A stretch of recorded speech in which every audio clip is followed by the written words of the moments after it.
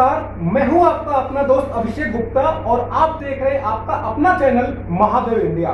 दोस्तों आज हम यहां पे मौजूद है दिल्ली में। जी हां दोस्तों, दिल्ली में यहां पे मौजूद है त्रिलोकपुरी विधानसभा में और आज हमारे साथ मौजूद है एक ऐसे शख्स जिनकी कोई परिचय के मोहताज नहीं है। जी हां दोस्तों, आज यहाँ पे मौजूद है दिल्ली के त्रिलोकपुरी विधानसभा के माननीय विधायक माननीय श्री रोहित महरोलिया जी। और दोस्तों आज यहाँ पे महादेव इंडिया जो कि हमेशा से ये कोशिश करता है कि ऐसे शख्स से हम आपका इंटरव्यू कराएं, एक ऐसे शख्स से हम आपको मिलवाएं जो कि हमेशा से सच्चा जनता की सेवक हो। जी हाँ दोस्तों, जो कि वास्तव में जनता के लिए मौजूद रहे और जनता के हित में काम करे, जो कि जमीन से जमीन का नेता हो। हमेशा एक विधायक को आपने देखा होगा जो कि सांसद बन जाते हैं, विधायक बन जाते हैं, मंत्री बन जाते हैं, जिनके पास की ना जनता के लिए वक्त होता है और ना ही जनता उनको अपने वास्तव में नेता मान पाती है। लेकिन आज हमारे साथ जो शख्स मौजूद है वो जनता के बीच में हमेशा फैले हुए, जनता के बीच में ही रहते हैं और जनता से इनका सब कुछ है। तो दोस्तों आज हम वक्त को बर्बाद नहीं करेंगे। सबसे पहले हम विधायक जी का स्वागत करेंगे कि आपने अपना कीमती समय निकाला और महादेव इंडिया के लिए आपने अपना वक्त दिया। इसके लिए विधायक जी आपका बहुत बहुत धन्यवाद है।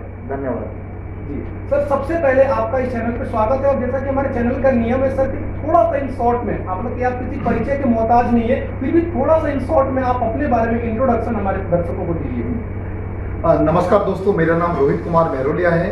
मैं त्रिलोकपुरी विधानसभा क्षेत्र से विधायक हूँ और त्रिलोकपुरी ये जो इलाका है बहुत 1976 के आसपास ये बसाया गया था और मेरा जन्म भी इसी कॉलोनी का 1976 का जन्म है जब ये कॉलोनी बसी थी।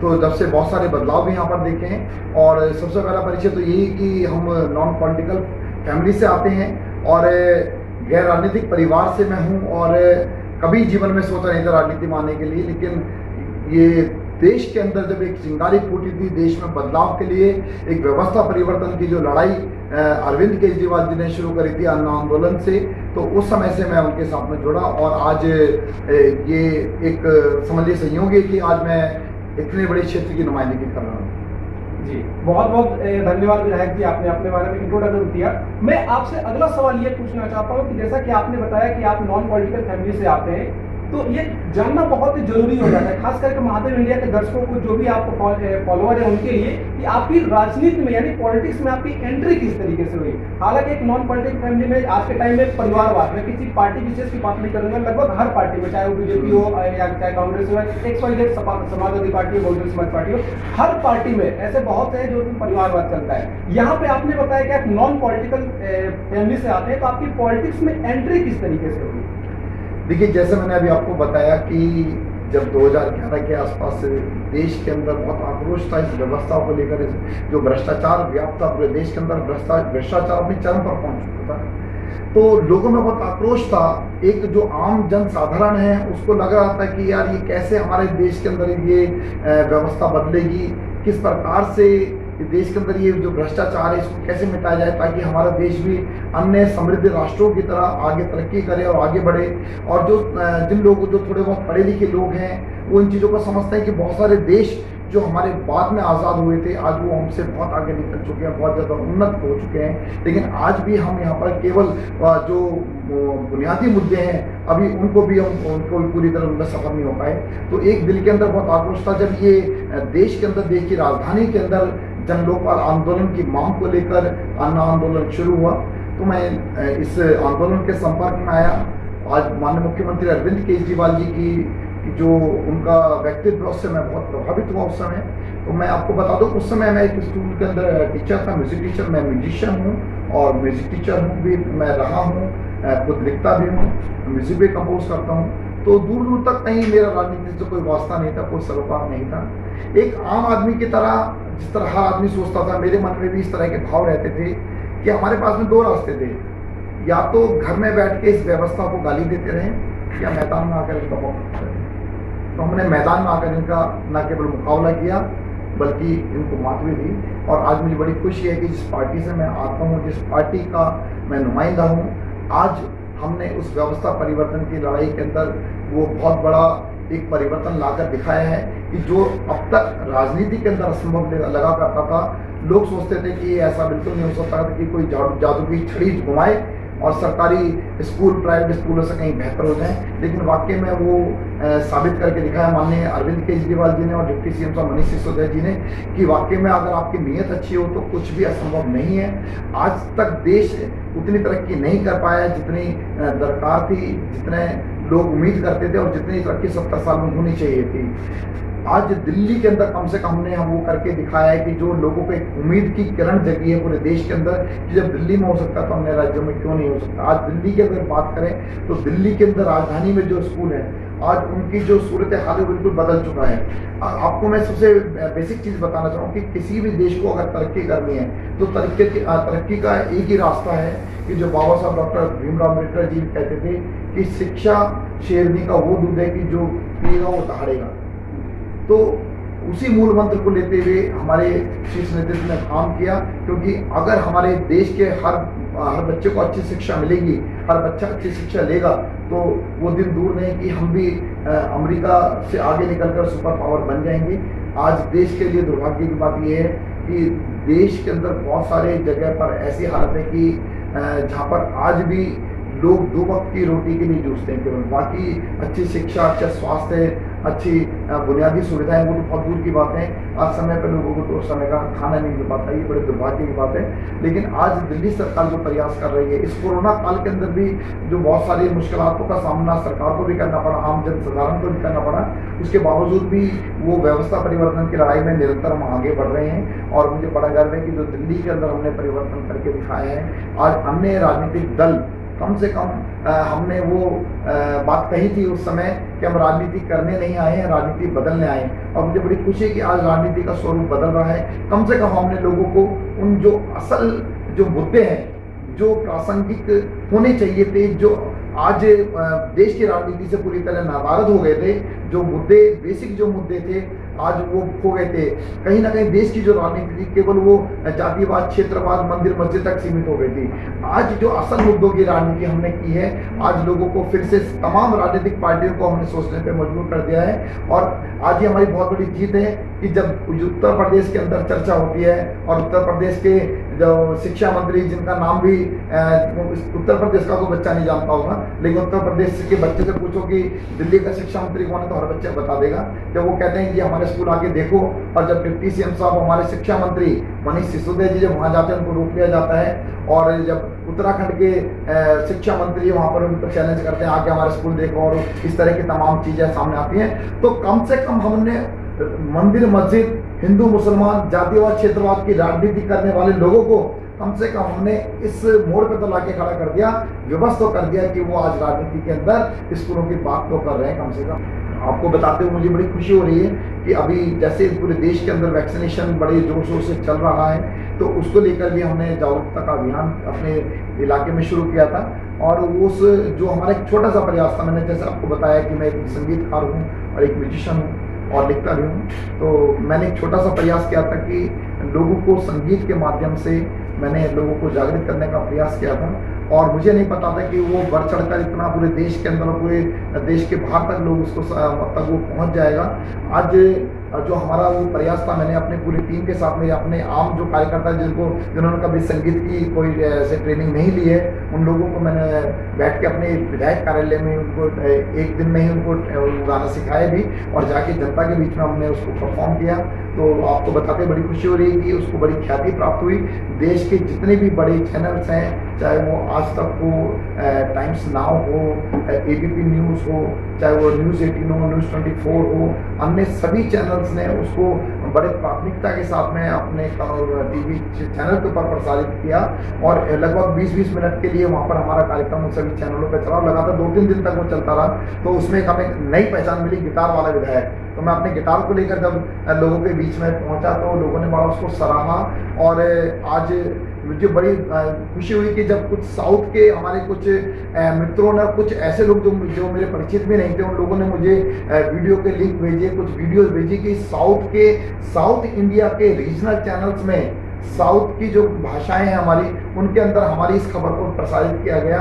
और तमाम जितने भी न्यूज़ चैनल्स हैं और उसके साथ साथ जितने हमारे बड़े न्यूज़पेपर्स हैं, उन्होंने भी बड़े प्राथमिकता के साथ में हमारी इस खबर को प्रकाशित किया।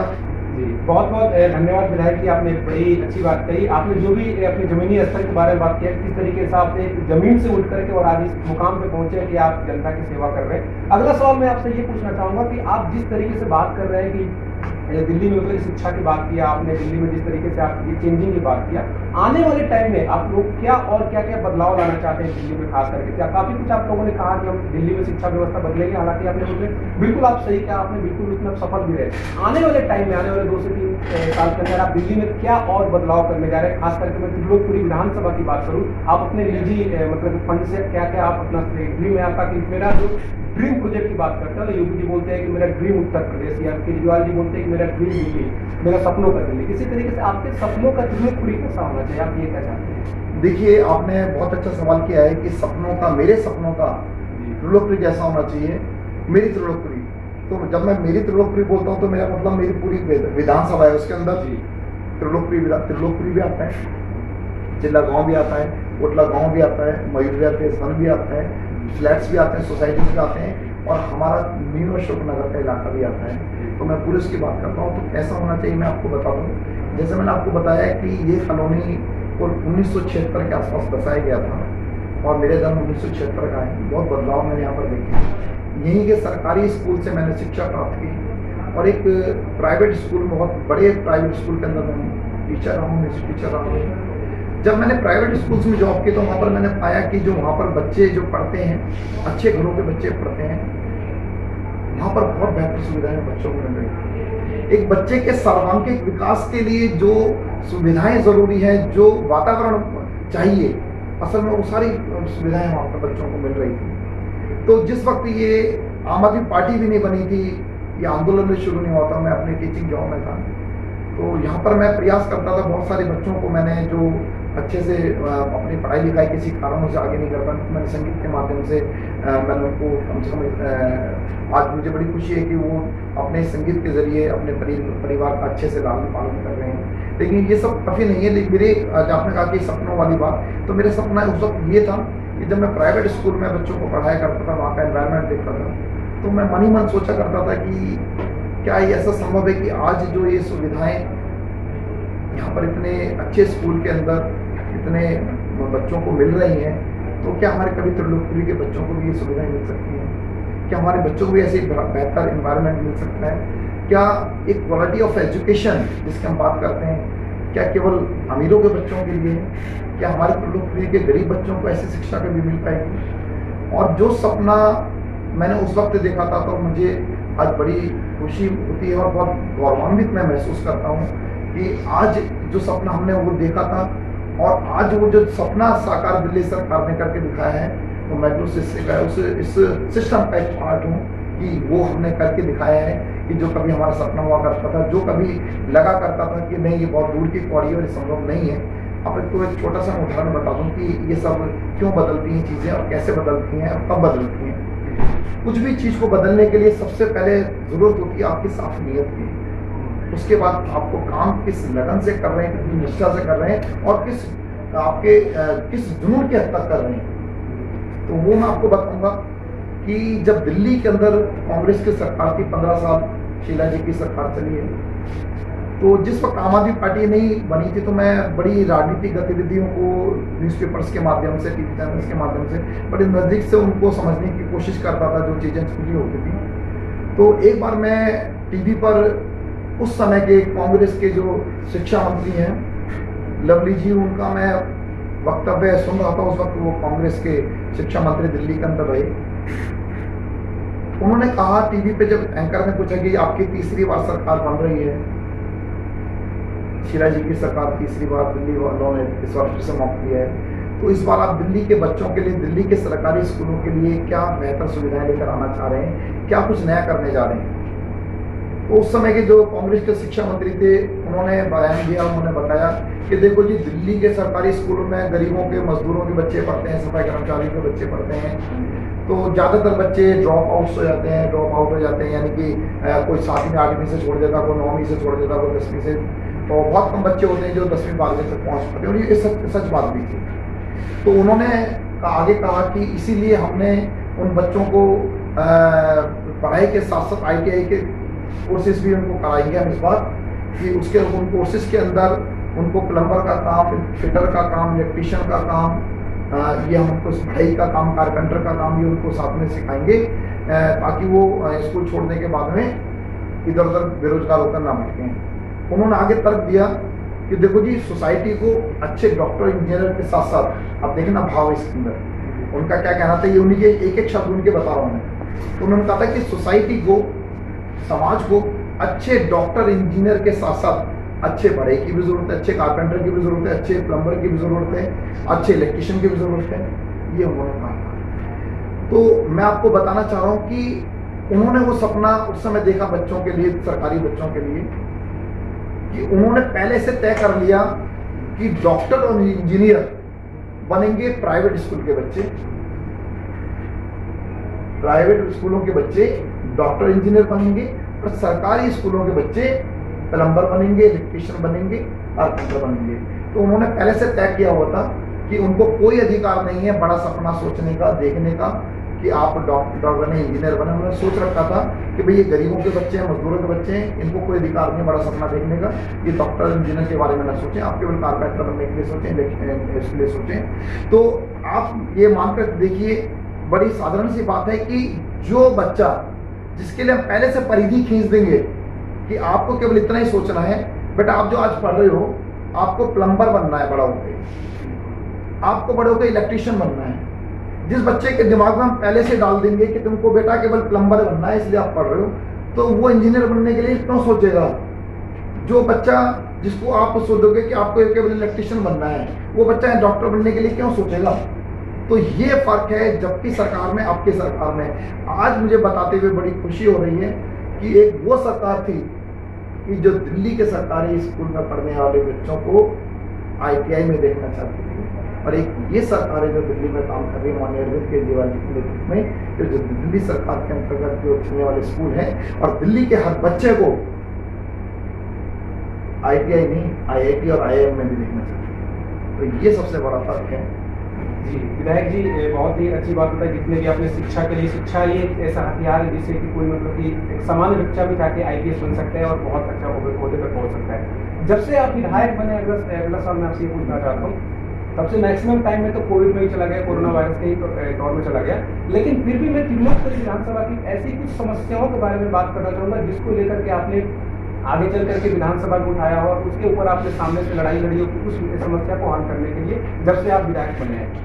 देखिए, जैसे मैंने आपको पहले भी बताया कि त्रिलोकपुरी बहुत पुरानी कॉलोनी है, 1976 के आसपास बसी थी, और 90 के दशक में यहाँ पर सीवर के पानी की पाइपलाइन डाली गई थी। वो पाइपलाइन अब बहुत जगह पानी हो गई, कहीं सर्कल गई है, बेकार हो गई है, और इसी की वजह से, इसी कारण की वजह से बहुत जगह कहीं पानी की शॉर्टेज भी हो रही है। इसके अंदर एक दूसरा फैक्टर भी है कि जो त्रिलोकपुरी के अंदर जो आबादी है, जो आबादी का जो घनत्व है, जो पॉपुलेशन डेंसिटी है, वो बहुत ज़्यादा हाई है। अभी जहाँ हमारे पड़ोस की मैं अगर बात करूँ, जहाँ मैं रहता हूँ, हमारे यहाँ एक घर के अंदर मुश्किल 5-6 लोगों का परिवार हुआ करता था। आज अगर उसी घर के अंदर जाएंगे तो आज उन बच्चों को भी शादी हो गई है, उनके बच्चों को भी शादी हो गई है। तो आज हर घर के अंदर जहाँ पहले 5-6 लोगों का परिवार था, आज 20-20 लोगों का परिवार एक घर में रह रहा है। यानी कि एक माता पिता, उनके जो बच्चे हैं, उनकी शादियाँ हो गई, उनके खुद के बच्चे उसमें फ्लोर वाइज रह रहे हैं। पहले एक मंजिल मकान हुआ करता था, 2 मंजिल कोई बहुत कम, एक मकान का दुक्का मकान 2 मंजिल का होता था। आज पूरी गली में कहीं भी आप लोग चले जाए, कहीं भी आपको 4 मंजिल 5 मंजिल से कम कोई मकान नहीं मिलेगा। तो एक तो कि पानी वही, पाइपलाइन भी वही, लोगों की पॉपुलेशन बढ़ गई, पानी की खपत बढ़ गई, पानी की मांग बढ़ गई, उसको भी लेके बहुत सारी पानी की दिक्कत है, सीवर की दिक्कतें आए दिन सामने आती हैं। और आपको बताना चाहूँगा कि पिछले कई वर्षों के अंदर त्रिलोकपुरी के अंदर हमारी सरकार के द्वारा पाइपलाइन बदलने का काम किया गया, जल बोर्ड के द्वारा। और जब से मैं विधायक बना हूँ तो मेरी प्राथमिकताओं में सबसे ऊपर यही है कि हमारे जो क्षेत्र के लोगों को स्वच्छ पेयजल की आपूर्ति होए, और हर घर तक टोंटी से पानी पहुँचे, स्वच्छ पानी पहुँचे, सीवर की कोई दिक्कत हो, उसको लेकर हम बड़ी युद्ध स्तर पर काम कर रहे हैं। और मुझे बड़ी खुशी हो रही है आपको बताते हुए, सैकड़ों गलियों के अंदर हमने अभी तक पाइपलाइन बदलने का काम यहाँ पर त्रिलोकपुरी में किया है। लेकिन अभी भी बहुत सारे इलाके ऐसे हैं कि जो टेल एंड में आते हैं, यानी कि जो पानी की पाइपलाइन का आखिरी छोर पड़ता है, तो वहाँ तक पानी पहुँचते पहुँचते या तो प्रेशर कम हो जाता है या पानी बहुत कम हो जाता है, तो जिस कारण वहाँ पर पानी की समस्या बनी हुई है। लेकिन मुझे पूरी आशा है कि अभी जिस प्रकार कोरोना की वजह से हमारे यहाँ पे विकास कार्यों की जो गति थी मध्यम हो गई थी, लेकिन अब जैसे इसका थोड़ा प्रकोप कम हुआ है, फिर से हमने विकास कार्यों को गति देने का काम किया है। तो इलाके के अंदर पानी की समस्या ना रहे, उसको लेके हम युद्ध स्तर पर काम कर रहे हैं और बहुत जगह पाइपलाइन बदलने का काम हमारी सरकार के मार्फत और हमारे द्वारा यहाँ पर किया जा रहा है, हमारे जल बोर्ड के द्वारा किया जा रहा है, और सीवर के ऊपर भी हम यहाँ पर काम कर रहे हैं। और साथ ही साथ जो हमारा न्यू अशोक नगर वाला जो इलाका है, वहाँ भी पानी की बहुत ज़्यादा किल्लत है, क्योंकि वो भी पानी का आखिरी छोर वहाँ पर पड़ता है। वहाँ पर जो पानी पहुँचता है वो दल्लूपुरा से पहुँचता है, दल्लूपुरा यूजीआर से। तो दल्लूपुरा से यूजीआर से जो पाइपलाइन वहाँ पहुँचती है, उस बीच सैकड़ों सोसाइटियाँ बीच में पड़ती हैं, तो उस सोसाइटीज़ के अंदर बहुत सारे पानी की खपत हो जाती है, वहाँ तक बहुत कम पानी पहुँच पाता है। तो उसके लिए हमने एक अलग से पैरेलल लाइन वहाँ पर, जिसके अंदर बीच में कोई भी कट ना हो, उसके लिए व्यवस्था वहाँ पर करने जा रहे हैं। वो उसका प्रपोजल लगा दिया है, उसके लिए वो काम पाइपलाइन में है। तो हमें उम्मीद है कि बहुत जल्द उसको हम ज़मीन पर ले आएंगे। कोरोना की वजह से जैसे बताया कि बहुत सारे काम अभी रुक गए थे। जब हम जीत गए तो बहुत हमारे अंदर बहुत जोश से लबरेज थे हम, लेकिन क्या करें कि शायद नियति की यही मंजूरी थी कि कोरोना आया और बहुत सारे हमारे उम्मीदों पर पानी फिर गया, और जो विकास कार्य थे उनकी जगह हम और हमारी सरकार का पूरा ध्यान केवल लोगों की जान बचाने के ऊपर चला गया है। विधायक जी, ज़्यादा आपका वक्त नहीं लूंगा, एक और दो आखिरी सवाल मैं आपसे पूछना चाहूँगा। आपसे मैं रिक्वेस्ट करूँगा थोड़ा शॉर्ट में जवाब दीजिएगा। मैंने जितने भी अभी तक लगभग हर पार्टी के नेताओं को मैंने इंटरव्यू ले चुका हूँ, वो चाहे सांसद हो चाहे विधायक हो। मैंने ये मेरा ड्रीम मतलब सवाल था कि मैं किसी आम आदमी पार्टी के बड़े लेवल से, जैसे विधायकों के सांसद से मिलूंगा, तो मैं आपसे एक सवाल पूछूंगा। आप लोग जितने भी आम आदमी पार्टी के जो लीडर्स हैं, चाहे मुख्यमंत्री की बात करूँ चाहे मंत्री की बात में आपकी बात करूँ, आप लोगों के कहते सिंपलिसिटी बहुत ज्यादा होती है, यानी कि हाई फाई दिखावा नहीं होता है। तो मैं पूरी पार्टी के नेताओं की बात करूंगा। आप लोग अपना जो आइडल जिसे हम बोलते हैं, आप लोग अपना आइडल किसे मानते हैं? क्योंकि उनके पद चिन्हों पे चलते हुए आप लोग इतना साधारणता किस तरीके से आप लोग कर पाते हैं? ये चीज थोड़ा शॉर्ट में जवाब दीजिए। आपने बहुत ही सरल सवाल मुझसे किया है कि निश्चित रूप से हम सभी के, मेरे एक एक कार्यकर्ता का जो कोई आइडल कोई है, तो माननीय मुख्यमंत्री अरविंद केजरीवाल जी, उनकी सादगी, उनका जो भुलापन, उनकी जो सिंपलिसिटी, आज हम सब उसके कायल हैं। न केवल हमारे आम आदमी पार्टी कार्यकर्ता, हर एक आम आदमी कि जो उनके अंदर अपने आप को देखता है कि यार ये मेरे जैसा आदमी है, बिल्कुल साधारण, उनको ऐसा लगता नहीं। अब से पहले क्या होता था, आप लोग ज़्यादा लंबे में नहीं बताऊंगा, कि नेता जब तक तो आते थे हाथ जोड़कर गलियों में घूमते हुए, लोगों के पैर भी छूते थे, और जीत जाते थे तो जनता से दूरी बना लेते थे, और लाल बत्ती लग जाती थी गाड़ी के ऊपर और पी पी पी पी बजाते हुए निकल जाते थे।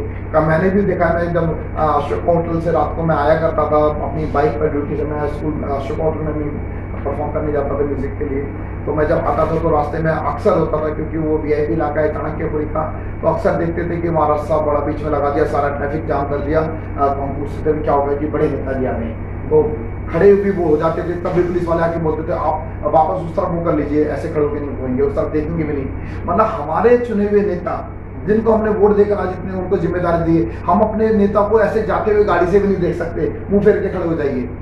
मतलब इस तरह की जो व्यवस्था थी, वो वीआईपी कल्चर था, उसको हमने इस देश की राजनीति से खत्म करने का काम किया है। और हमने कहा था ना कि हम राजनीति करने नहीं बदलना है, हमने बदला है। आज देखिए पूरे देश के अंदर राजनीति खत्म हो गई है, इसका श्रेय माननीय अरविंद केजरीवाल जी को जाता है, क्योंकि हमने उनका जब दिल्ली के अंदर इस कल्चर को खत्म किया, तो देश के प्रधानमंत्री मोदी जी को लगा कि हाँ, कि अब जनता, जमाना बदल चुका है, जनता को वाले नेता पसंद नहीं कि जो लाल बत्ती में पी पी पी करते पहुँचते हैं और सादगी से अपना काम करते हैं।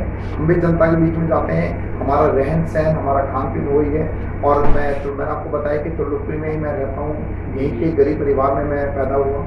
मेरे माता पिता दोनों सरकारी नौकरी करते थे, पिताजी रिटायर हो गए, मम्मी मेरी और मदर मेरी वर्किंग है ईएसआई हॉस्पिटल में। सेवा वाले लोग हैं हम परिवार से ही, हमारे परदादा जी के समय से ही सभी लोग हॉस्पिटल में काम किया करते थे, और लोगों की सेवा ही मैंने परिवार से सीखी है।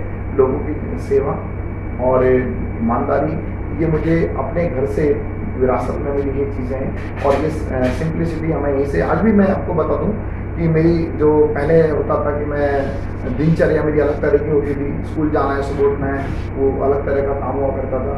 और फिर शाम को होटल में म्यूज़िक के लिए परफॉर्म करने जाता था।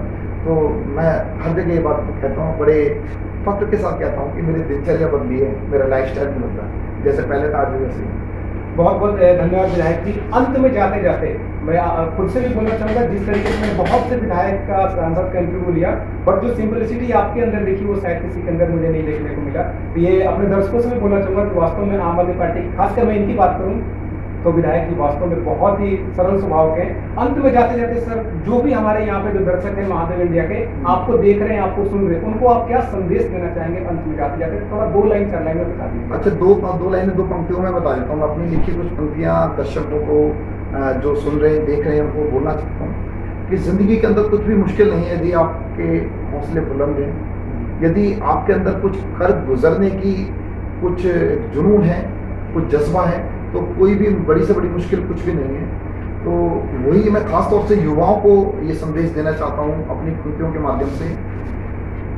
कुछ पंक्तियाँ जो लिखी थी खास तौर से देश के युवाओं को मैं समर्पित करता हूँ कि मुश्किलें अक्सर मेरे हौसलों का इम्तहान लेती हैं, मुश्किलें अक्सर मेरे हौसलों का इम्तहान लेती हैं, मेरे तेवर से लेकिन वे ये सच जान लेती हैं कि मैं वो दरिया हूँ जो रोके से नहीं रुकने वाला, कि मैं वो दरिया हूँ जो रोके से नहीं रुकने वाला। मुश्किलें इसलिए खुद अपनी हार मान लेती हैं, मुश्किलें इसलिए खुद अपनी हार मान लेती हैं। बहुत बहुत धन्यवाद विधायक जी। आप एक विधायक हैं, एक संवैधानिक पद पे, और हमें आपने अपना कीमती समय दिया, इसके लिए हम महादेव इंडिया और हमारे जितने भी पूरा परिवार है आपका हमेशा आभारी रहेगा। तो दोस्तों, आज ये वीडियो आप लोगों को जरूर पसंद आया होगा। आज हमारे साथ बात करने के लिए दिल्ली के त्रिलोकपुरी विधानसभा के माननीय विधायक श्री रोहित मरघोड़िया जी हमारे साथ मौजूद है बात करने के लिए। दोस्तों, इन्होंने जितनी भी बातें बोली बहुत ही बेबाकी तरीके से बात करी और जितने भी सवालों का जवाब दिया बड़े बेहतरीन तरीके से दिया। उम्मीद है आप लोग को ये वीडियो पसंद आएगा। वीडियो पसंद है तो वीडियो को लाइक करिएगा, शेयर करिएगा, और अगर आप कुछ कमेंट पे सवाल पूछना चाहते हैं, विधायक इसके बातों से आप सहमत हैं, असहमत है, तो कमेंट करके आप जरूर बताइएगा। और दोस्तों, इस वीडियो को एक बार दोबारा से देखने के लिए बहुत बहुत धन्यवाद आपका। ये वीडियो अच्छा लगे तो लाइक करिएगा, शेयर करिएगा। मैं आपसे जल्द मिलूंगा। हाँ, कोरोना वायरस का टाइम चल रहा है, आप अपना सेफ्टी रखिएगा, मास्क जरूर लगाइएगा, 2 गज की दूरी जरूर बना के रखिएगा। इस वीडियो के लिए तब तक मैं जल्दी मिलता हूँ आपसे। बाय बाय, नमस्कार, जय हिंद।